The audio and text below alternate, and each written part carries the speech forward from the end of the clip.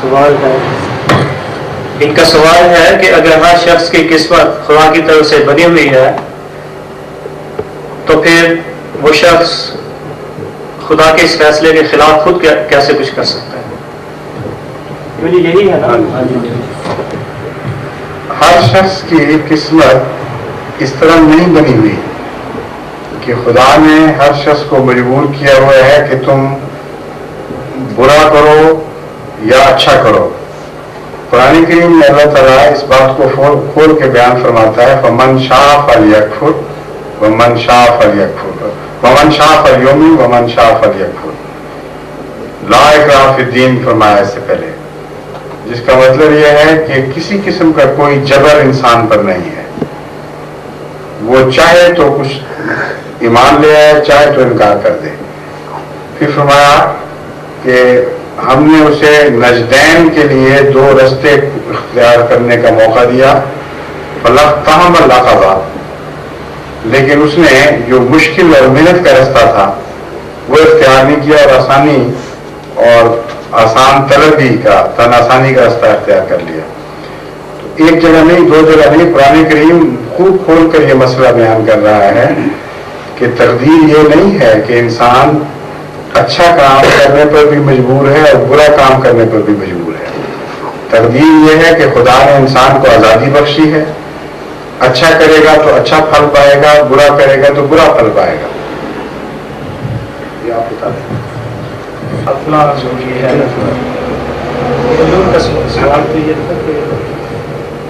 یہ ان کا سوال میں سمجھ گیا ہوں. ان کا سوال یہ تھا کہ اگر تقدیر کا یہ مطلب ہے کہ ہر انسان مجبور ہے جو کچھ وہ کرتا ہے اچھا برا، تو پھر اس کو سزا کیوں ملتی ہے؟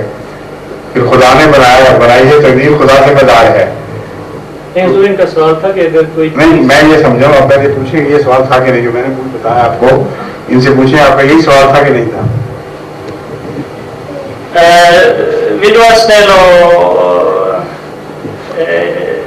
Vi vill upprepa frågan, eller vi vill veta exakt vad frågan var.